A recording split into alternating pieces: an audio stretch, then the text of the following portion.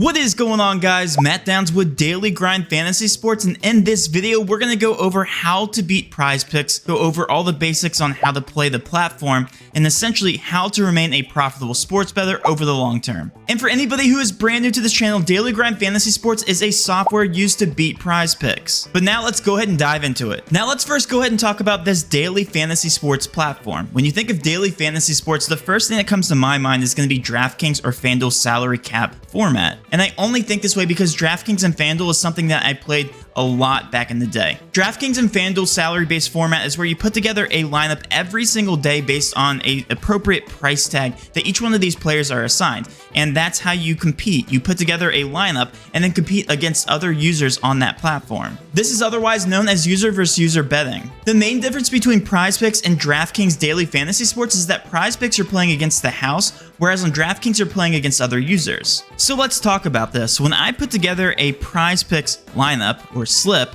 I'm putting together a combo of other players where I'm selecting the over or under of certain projections for them to hit the over or under. If I hit on the slip a certain amount of plays, then I get paid out, and the house website is paying me out as opposed to other users. Because on DraftKings, you're taking other users' money. On PrizePicks, you're taking PrizePicks' money. Another thing to note is that PrizePicks makes money, right? They are a company. So that means the majority of users that are playing on this platform are long-term losers. And we'll talk about why in just a second, but also more importantly, keep in mind that this is a fixed payout platform.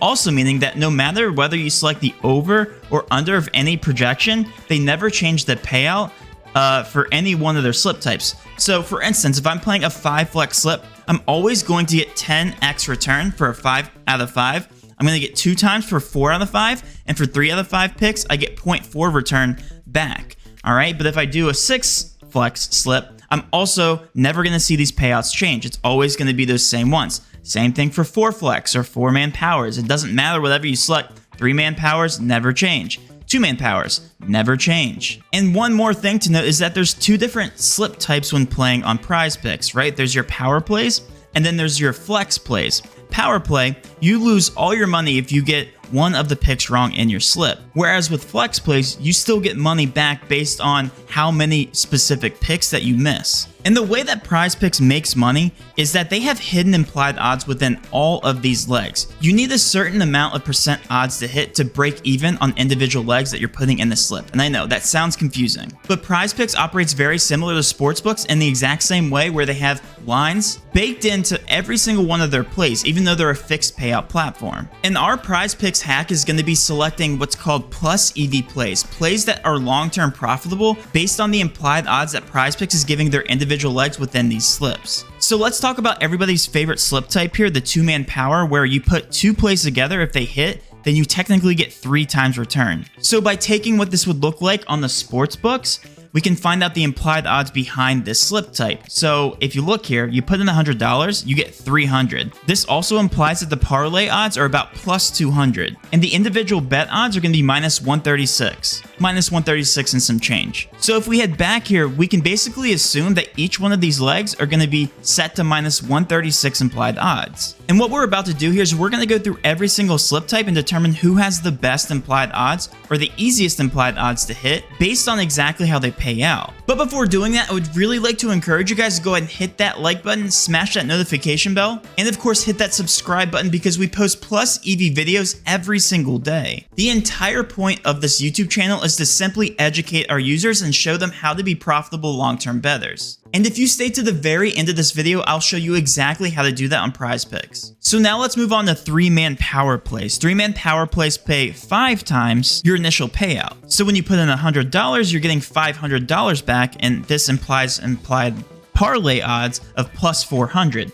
So to show you per leg, it's about an average of minus 141 implied odds. And 3-man flex plays are actually the worst slip type on PrizePicks. You only get 2.25 times payout if you get all 3 of your plays correct, and only 1.25 times back if you get 2 correct. To move on to 4-man power plays, you get 10x your return. This would imply parlay odds of about plus 900 and a total payout of obviously $1,000 by putting in $100. Mathematically, this equates to about minus 129 to minus 128 implied odds. For 4-man flex plays, you actually get 5 times getting 4 out of 4 and 1.5 times getting 3 out of 4. When we take a look at the hidden math behind that, the break-even point is going to be around 56.9%, which equates to minus 132 implied odds. Because again, we're showing the break-even points and the EV on each one of these scenarios. Moving on to 5-man flex plays, we actually have no such thing as 5-man powers on PrizePicks, so there's just one specific payout for 5-man flexes. You get 10x for 5 out of 5, you get 2x for 4 out of 5, and you get 0.4x for 3 out of 5. This equates to a break-even fair odds percentage of 54.26%, which again then translates to minus 118.6 implied odds. We'll round up to minus 119. And again, we're showing the EV for each scenario if we were to go 0 out of 5, 1 out of 5, 2 out of 5, 3 out of 5, 4 out of 5, and 5 out of 5. And last but not least, we have the 6-man flex. Let's go over those payouts. A 6 out of 6 gets 25x,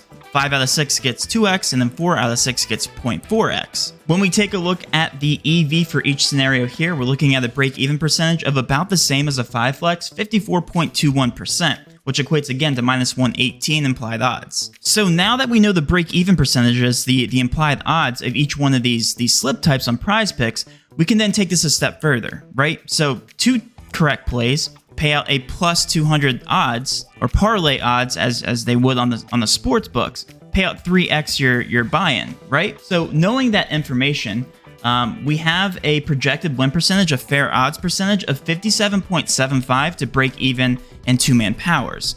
So that would mean if we find implied odds that are greater and then convert to fair odds of 57.75% on sportsbooks, those plays would be profitable on PrizePicks. Because again, we're looking for a break-even percentage of real probability in order to beat out the implied odds of minus 136. So when you take out the juice of minus 136 on this side, plus 136 on this side, we're getting fair odds of 57.63%. So taking a look at our profitable plus EV betting software and daily grind fantasy sports, we actually found a couple plays here. I'm going to take a look at them here on PrizePicks. On SportsBattle, this player is actually set to 34.5 with minus 122 implied odds. On PrizePicks, he's set to 33 total kills. So that would move the needle enough to make this a fair odds percentage of 54.44%, or 43% rather. So if we switch over to Queserado and take the over at 33 kills, and then we switch back here, DSSJ set to 12 here on PrizePicks, but it looks like he's set to under 12.5 here on Hot Streak, and also under 12.5 here on Underdog. If we go to DSSJ, and we take the over 12 map 1 to 2 headshots, taking these two overs, as you can take a look here, 54.43 and 54.4%. We'll go ahead and round it to 54.4% average odds here. We're saying that these fair odds per leg are about 54.4%, but we need average fair odds of 57.75. So you'd be losing to PrizePicks, adding minus 3% profit margin in the long term, again, because these odds only equate to about 54.4%. And these plays would not be optimal in a 2-man power. Now let's take a look at a couple other plays. Switching back to our software here, we have 2 MMA fighters that fight on Saturday. I have no idea what I'm looking at. I don't know the names or anything, but that doesn't matter. Because all I need to know is that per the fair odds of this PrizePicks play, BetOnline is setting the round under at 1.5 here with plus 200 juice, but we're getting minus, again, thinking back, minus 118 implied odds at 2.5 round counts, right? And PrizePicks shows this in terms of minutes. So we're taking the minutes, we're taking the under, because this play has fair odds of 65.32%. And if we just scope out the board one last time here, Dennis, not even going to try to pronounce that last name, versus Gregory Rodriguez. This play has fair odds of minus 152 by taking the over on PrizePicks at 1. And again, each round is 5 minutes, so you guys do the quick math. Daily Grind Fantasy Sports Optimizer does all that math for you. Regardless, we're taking 2 fair odds percentages. This one's higher than 57.5. It's 57.59, so a 0.09 profit margin. And then 65.32. This this slip type would definitely be optimal for a 2-man power, right? Because again, relating back to our projected win percentage of 2-man powers, you have to break even each leg. You have to win each leg of 57.75% of the time. And if you think about this logically, the average casual sports bettor only hits their average legs about 50% of the time. It's literally a coin flip chance. Again, thinking about the average sports bettor who's just betting as a hobby. And now we're going to take this one step further. So if we relate back to our Queserado play, and I can't spell his name apparently, Queserado, KSE, KSC, hitting the over at 33, and then our headshots, DSSJ over 12. And then I throw in one last play here, Zach Wheeler over 6.5 strikeouts. As you can see, average implied odds of -141 and a fair odds percentage of 54.61. So if I take a look at Wheeler, over 6.5. And then thinking back to our 5 flex average win percentage, we only have to have average implied odds of -118.6 per leg, or an average fair odds win percentage of 54.26, right? So if you think about the percent odds to hit, the average percent odds to hit that we've selected for each one of these plays, we have 54.4, 54.4, 54.61, 65.32, and 57.6%.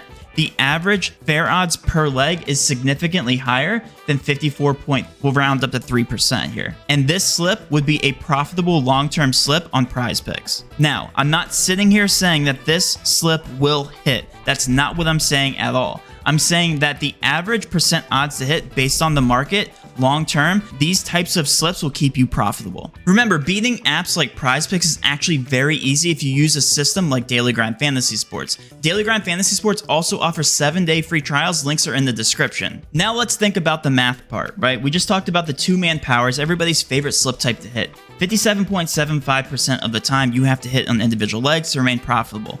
But on 5 flex slips, you have to hit an average fair odds percentage of 54.26% per leg, and pretty much the same thing for a 6 flex, 54.2%. Technically, long-term profitability.